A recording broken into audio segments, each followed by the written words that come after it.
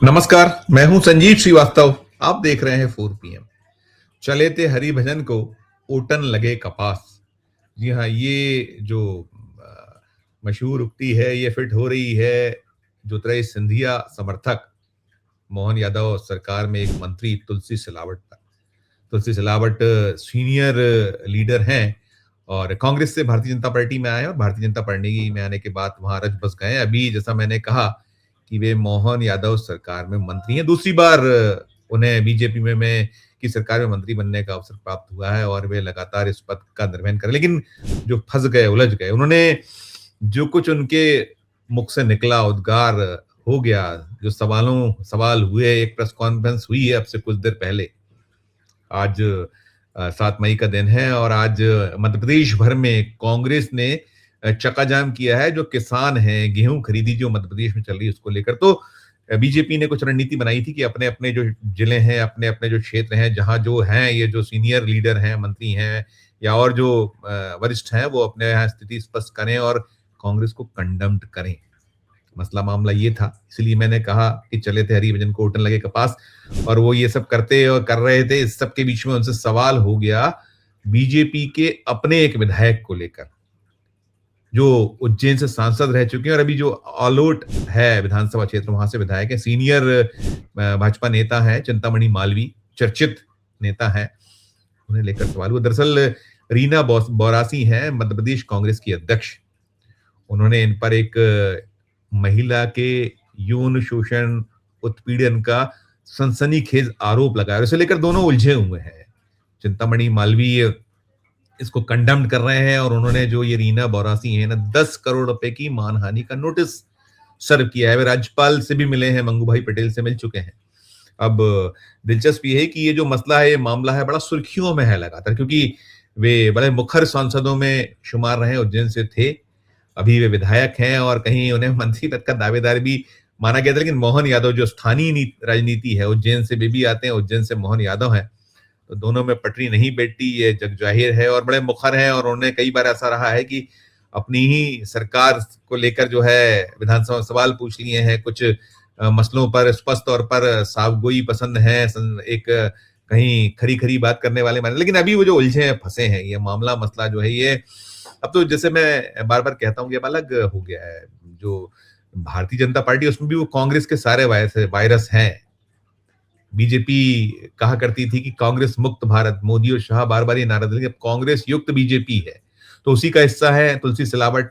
ज्योतिरादित्य सिंधिया भी आज जो कांग्रेस से छोड़कर जो 2020 में आए थे, तो अब मोदी सरकार में दूसरी बार में मंत्री हैं, उन्हीं के सिपा सलार हैं। तो जब उनसे पूछा गया, ये जो मामला चल रहा है, इस मसले को लेकर सवाल हुआ कि यौन शोषण के आरोप लगे हैं, तो पहले तो तुलसी सिलावट कह गई कि ये कोई, इस पे क्या हमसे पूछ रहे हो, मुझसे क्यों पूछ रहे हो, ये तो कांग्रेस का अंदरूनी मामला है।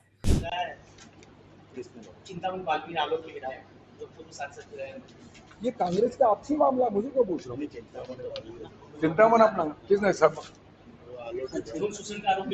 राज्यपाल से मुलाकात की इसको लेकर। एक बात सुने, उसने आरोप लगाया था तो उसने मानहानि करी। ये मैं आपसे बता रहा हूँ, पूछ रहा हूँ, कौन से विधायक ने लगा? हमारे अलोट के रीना बोरासी ने चिंतामन मालवीय जी। इसको लेकर राज्यपाल से मुलाकात की है, तो भी आरोप लगाया। एक बात सुनो, सही होगा तो इसलिए तो आरोप लगा है। इसकी पूरी निरीक्षता से जांच की जाएगी, इस पे गलत होगा तो कार्रवाई कराएंगे, ठीक है ना? मतलब उन्होंने सही करा। वही जो मंच पर मौजूद उनके सहयोगी साथी ने बताया, नहीं भाई, ये जो चिंतामणि मालवीय है तो अपने दल के ही विधायक हैं, भाजपा के विधायक हैं, उनको नहीं पता था। अब सोचिए कि इंदौर से आने वाले तुलसी सिलावट, उज्जैन से आने वाले चिंतामणि मालवीय, और ये बड़ा सुर्खियों वाला मामला जिसको लेकर 10 करोड़ का मानहानि का नोटिस दे रहे हैं चिंतामणि मालवीय, राज्यपाल से मिल रहे हैं, तमाम हो रहा है सुर्खियों। मसला बीते करीब सप्ताह भर से मध्य प्रदेश में बना हुआ है।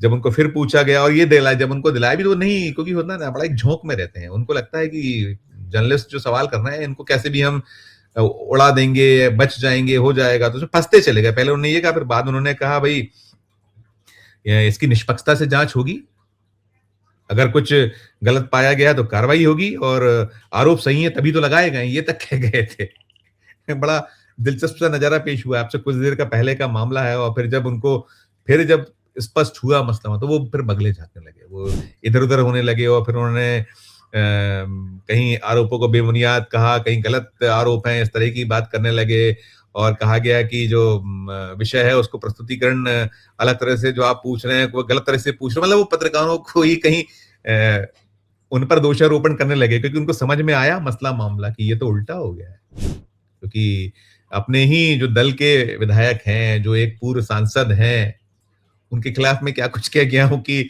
सही होगा तभी तो ये आरोप लग रहे हैं, जांच होगी, दूध का दूध, पानी का पानी हो जाएगा। अब वो पानी-पानी है। अब वो तमाम सफाई दें, लाख सफाई दें, लेकिन है ये, इसे गफलत कह लें या ऐसे ये मसला मामला, जैसे मैंने कहा कि जो एक धड़ा ऐसा भी है उज्जैन में, मोहन यादव समर्थक हैं, और जो पूरा का पूरा खेमा है वो निश्चित तौर पर इसलिए भी गदगद है कि ये, जैसा मैंने कहा कि चिंतामणि मालवीय बड़े मुखर नेताओं में है, वो परवाह नहीं करते। वो उन्होंने यहाँ जो आलोट में भी जीत बड़ी लंबी दर्ज की थी, और इसके पहले वो उज्जैन से सांसद रहे और दोबारा दावेदार थे, लेकिन मध्य प्रदेश में जो हालात थे 2023 में, इस तरह के तब दांव खेले गए थे। उस समय ऐसा प्रतीत हो रहा था चुनाव के पहले कि यहाँ सरकार बनाना भारतीय जनता पार्टी के लिए कठिन होगा, मुश्किल, क्योंकि 2020 में जो कुछ हुआ था, कमलनाथ की सरकार गिराई गई थी। उसके अलावा जो एक लंबा कालखंड रहा शिवराज सिंह चौहान का, 3 बार के वो मुख्यमंत्री थे, फिर जो सिंधिया ने जब अपने समर्थक विधायकों को लेकर गिराई थी कमलनाथ की सरकार, तो 4थी बार वे मुख्यमंत्री हुए थे, और बहुत सारे ब्लेम्स थे, बहुत सारे आरोप थे। कहीं शिवराज सिंह चौहान पे जुमलेबाजी के आरोप लगते थे, कहीं झूठे वादों के आरोप लगते थे, लेकिन वो जो उन्होंने कैश बेनिफिट 1000 रुपए शुरू की थी, लाडली बहना, तो वो और भी कुछ कुछ चीजें थी साथ में। तिकड़मे तो वही हम अब लगातार देख रहे हैं, उस समय इतना नहीं लगता था, क्योंकि जमीनी हालात तो यही दिखते थे तब भी, कि अब भारतीय जनता पार्टी का जो 2023 के चुनाव थे, मुश्किल है वापसी। केवल वो एक लाडली बहना जो स्कीम थी, वो उसको थोड़ा बहुत दिखता, लेकिन बाकी जितनी भी चीजें थी, कितनी लंबी एक पारी बीजेपी की 2003 से सत्ता में थे 15 महीने, वो जो 2018 में कमलनाथ ने सत्ता संभाली थी, तो उनके बाद फिर बीजेपी और एंटी इनकम्बेंसी और तमाम, तो लेकिन वापसी हुई थी, और फिर डॉक्टर मोहन यादव को मुख्यमंत्री पद मिला था, शिवराज सिंह चौहान बाहर हो गए थे। ये जो चिंतामणि मालवीय ने शिवराज सिंह चौहान का करीबियों में भी शुमार किया जाता, उनके अपने माने जाते हैं। हालांकि एक धड़ा कहता है कि नहीं, शिवराज के करीबी नहीं है, इनकी अपनी अलग एक पूरा का पूरा क्षेत्र है, वो बहुत दूसरे जो दिल्ली का भी कहीं स्नेह है, कहीं मध्य प्रदेश में और जो संघ है और तमाम है उनसे जुड़े हैं, कहीं कुछ कुछ अलग अलग कहानी है। लेकिन कुल मिलाकर अभी जो मसला है, अभी जो मामला है इस वक्त मामला ये है कि जो चिंतामणि मालवीय हैं, ये सुर्खियों में रहे हैं, सरकार से सीधे सवाल विधानसभा में पूछ लेने वाले। इनके साथ में और भी कुछ उज्जैन के ऐसे विधायक भी रहे हैं और कुछ नेता भी रहे हैं। आपने ध्यान होगा जब वो जो लैंड पुलिंग वाला मसला मामला चला था, तो वहां कैसे जो भारतीय किसान संघ है, राष्ट्रीय स्वयंसेवक संघ से जुड़ा हुआ, वो मैदान में उतर आया था। मोहन यादव के खिलाफ मोर्चा खोल दिया था, बाकायदा पदाधिकारियों ने खुलकर वहां आंदोलन की अगुवाई की थी, प्रदर्शन हुए थे, लोग उतरे थे, और जहां वहां गिरफ्तारियां हुई, मुकदमे, मामले कायम, उसमें बहुत सारे लोग संघ से जुड़े हैं सीधे सीधे, तो वो भी कहीं एक मसला मामला है। तो बहुत कुछ चल रहा है वहां शह और जो मात अब जो बीजेपी है, जैसे मैंने कहा कि वायरस है वहां भी कांग्रेस का, अब वो नहीं है आपसी जो एक दूसरे को कहीं शह मात का खेल, एक दूसरे को पटकनी देने का खेल तमाम बीजेपी में चलते हैं, तो वो सारा कुछ है। तो इन सब के बीच तो जब तुलसी सिलावट ने कहा, या जो रीना बोरासी ने ब्लेम्स किए, आरोप लगाए, उसके बाद बहुत एक धड़ा है जो उज्जैन का, या जो मोहन यादव समर्थक लोग हैं, उनसे जुड़े जितने भी जो हैं, ऐसे बहुत बड़ी संख्या नहीं है, क्योंकि मोहन यादव तो यहाँ जो जिस तरीके से उनकी मुख्यमंत्री पद पर ताजपोशी हुई है, तो कहा तो ये भी जाता है कि वो विधायकों द्वारा चुने हुए नहीं, वो तो आला कमान का जो रुक्का है वो उनके नाम का खुल गया, वो मुख्यमंत्री हो गए। और जो बार बार खबरें निकलती हैं, चाहे वो मोहन यादव कैबिनेट की खबरें हों या जो विधायक दल में हो, मुखरता कहीं ना कहीं जो आपस में नहीं है, एक दूसरे में सहमति, तो उसकी भी सब चीजें निकल। लेकिन अभी ये जो मसला मामला है, ज्योतिरादित्य सिंधिया जो मोदी सरकार में मंत्री हैं, उनके जो ये सिपा सलार हैं, भले ही अब सफाई दे रहे हो, भले ही अब रफू कर रहे हो, लेकिन कहते हैं ना कि बंदूक से निकली हुई गोली और मुंह से निकली हुई बोली वापस नहीं आते।